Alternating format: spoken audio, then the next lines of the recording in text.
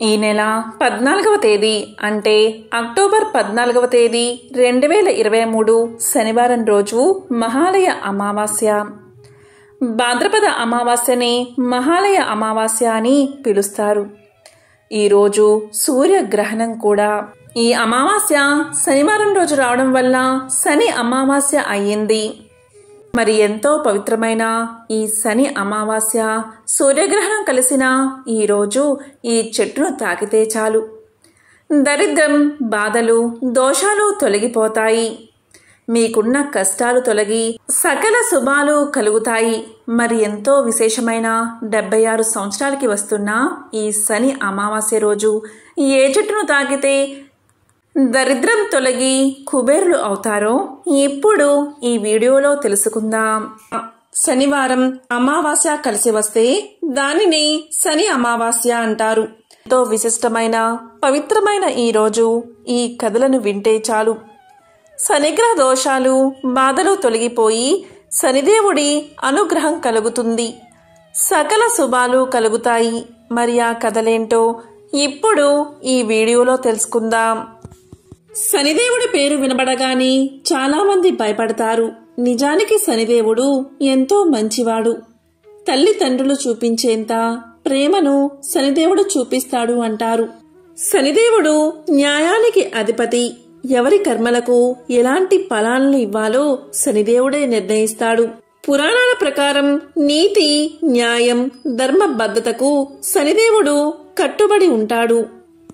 ఒకసారి అన్ని గ్రహాలు చర్చకు పూనుకున్నాయి. ఆ చర్చలో నేను గొప్ప అంటే కాదు, నేనే గొప్ప అనే వాగ్వాదం జరిగింది. అందరిలో అందరికన్నా నేనే గొప్ప అనే భావన ఉంది. ఈ చర్చ ఎంతకీ తెగకపోవడంతో అత్యంత గొప్ప రాజైన విక్రమాదిత్యుణ్ణి సంప్రదించారు నవగ్రహాలు. విక్రమాదిత్య మహారాజుకు న్యాయ విచారణలో గొప్ప రాజుగా పేరు ఉంది. తద్వారా విక్రమాదిత్యుని అన్ని నిర్ణయాలను కూడా అందరూ విశ్వసిస్తారు, అలాగే పాటిస్తారు. కాబట్టి ఈ ప్రశ్న విక్రమాదిత్యుని ముందుకు చేరింది. విక్రమాదిత్యుడు తన సపరివారాన్ని పిలిచి 7 రకాల లోహాలతో తయారు చేయించిన 7 కుర్చీలను ఏర్పాటు చేయమని ఆదేశించాడు. వారంతా రాజు ఆజ్ఞాపించినట్లే చేశారు. అన్ని గ్రహాలను ఒక్కొక్క కుర్చీలో ఆసీనులు కమ్మని సూచించాడు విక్రమాదిత్య మహారాజు. అన్ని గ్రహాల వారు ఎవరికి నచ్చిన కుర్చీలో వారు కూర్చున్నారు. శనిదేవుడికి ఇనుము అంటే అత్యంత ప్రీతికరం. అందువల్ల శనిదేవుడు అన్నిటికన్నా చివరలో ఉన్న ఇనుము కుర్చీపై కూర్చున్నాడు. అప్పుడు విక్రమాదిత్య మహారాజు ఇలా సమాధానం చెప్పాడు. మీరు ఎంచుకున్న కుర్చీల ద్వారా మీ స్థానాలను మీరే నిర్ణయించుకున్నారు అని ప్రకటించాడు. విక్రమాదిత్యుడి సమయ పాలన, న్యాయ నిర్ణయానికి గ్రహాలన్నీ ఎంతగానో అతన్ని మెచ్చుకున్నాయి. కానీ విక్రమాదిత్యుడి న్యాయం శనిదేవుడికి నచ్చలేదు. ఎంతో నీచమైన స్థానం కల్పించాడని ఎంతో బాధపడ్డాడు శనిదేవుడు. వెంటనే గద్గద స్వరంతో, ఓ రాజా, నా గురించి నీకు కనీస అవగాహన లేదు. అందుకే ఇటువంటి న్యాయాన్ని సూచించావు. కానీ ఒక్కటి గుర్తుపెట్టుకో, సూర్యుడు తన రాశిలో 1 నెల మాత్రమే ఉంటాడు. చంద్రుడు 2 నెలల కన్నా కొన్ని రోజులు ఎక్కువగా ఉంటాడు. గురుడు 1.5 నెల పాటు ఉంటాడు. బృహస్పతి 13 నెలలు ఉంటాడు. మరియు బుధుడు, శుక్రుడు ఒక్కొక్క నెల మాత్రమే తమ రాశుల్లో ఉంటారు. కానీ నేనొక్కడినే అందరికన్నా ఎక్కువ కాలం, గరిష్టంగా 2.5 సంవత్సరాల నుండి 7.5 సంవత్సరాల వరకు రాశిలో ఉంటాను. ఏలినాటి శని ప్రభావం రాజులను, దేవతలను కూడా వదిలిపెట్టదు. ఆఖరికి శ్రీరాముడు కూడా ఏనాటి శని కారణంగా వనవాసానికి వెళ్ళవలసి వచ్చింది. అది కూడా నా 7.5 సంవత్సరాల ఏలినాటి శని ప్రభావమే. మరోపక్క ఏలినాటి శని ప్రభావం వల్లే వానరుల సైన్యం సహాయంతో వచ్చిన రాముడి చేతిలో ఓడిపోయి రావణుడు కూడా సంహరించబడ్డాడు.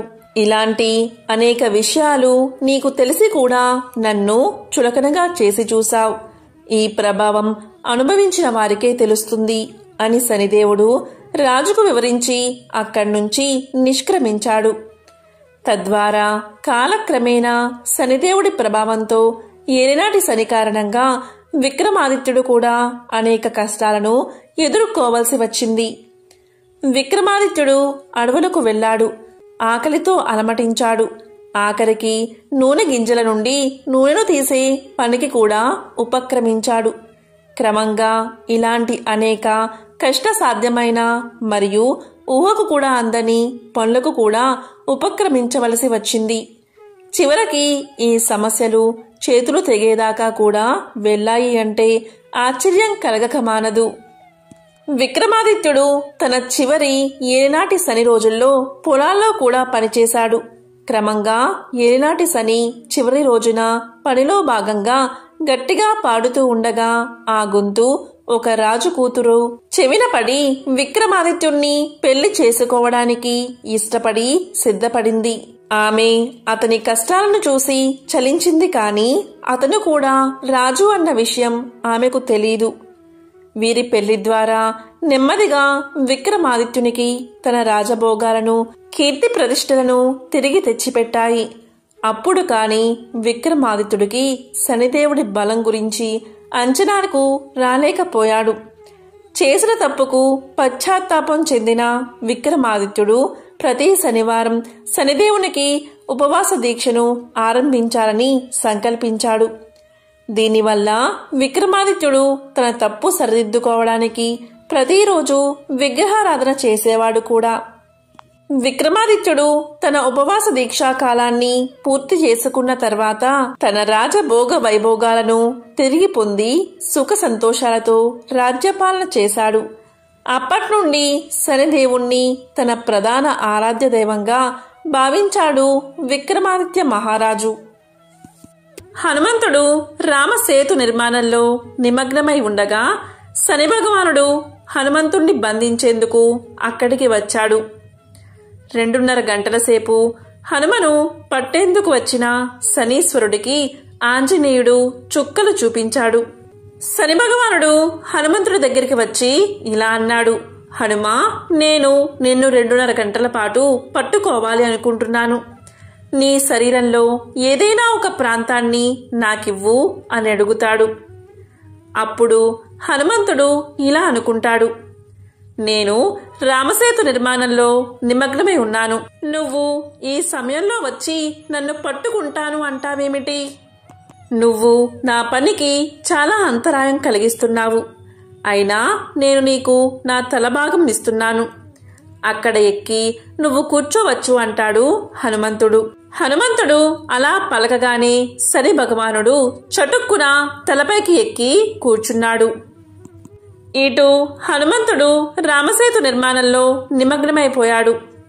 రాళ్లను కొండలను తన తలపై మోయసాగాడు. ఆ బరువులను తట్టుకోలేక తలపై కూర్చున్న శని భగవానుడు గగ్గోలు పెట్టడం మొదలుపెట్టాడు. అప్పుడు హనుమంతుడు ఇలా అన్నాడు: నువ్వు నా తలపై 2.5 గంటల పాటు కూర్చుంటాను అన్నావు కాబట్టి మాట తప్పకూడదు. తప్పనిసరిగా 2.5 గంటల సేపు ఉండాల్సిందే అని షరతును విధిస్తాడు హనుమంతుడు. ఆ 2.5 గంటల తర్వాతే హనుమంతుడు శనీశ్వరుణ్ణి తల నుంచి కిందకి దించుతాడు. అప్పుడు శని ఇలా పలుకుతాడు: ఆంజనేయ, నీ భక్తులను అలాగే రామభక్తులను నేనేమీ చెయ్యను. వారికి ఎలాంటి బాధ కలిగించును అని ప్రమాణం చేస్తాడు. జమ్మి చెట్టు విజయానికి సంకేతం. సమీ వృక్షంలో అగ్ని నిక్షిప్తమై ఉంటుందని పురాణాలు తెలియచేస్తున్నాయి. అగ్ని వీర్యమే సువర్ణం. అందుకే జమ్మి బంగారం కురిపించి కల్పవృక్షంగా పూజలు అందుకుంటుంది. అందుకే యజ్ఞ యాగాదుల వేళ జమ్మి కొమ్మల రాపిడి ద్వారా మాత్రమే అగ్నిని సృష్టిస్తారు. యుద్ధానికి వెళ్లే ముందు శ్రీరాముడు సమీ వృక్షానికి పూజ చేసినట్లు రామాయణం ద్వారా తెలుస్తుంది.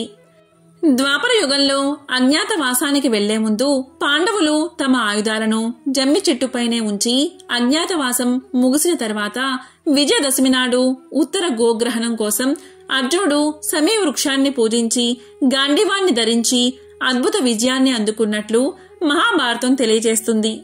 దసరా రోజు సమీ పూజ చేసేవారికి అమ్మవారి కృప లభించడమే కాక శనిదోష నివారణ కూడా జరుగుతుందట.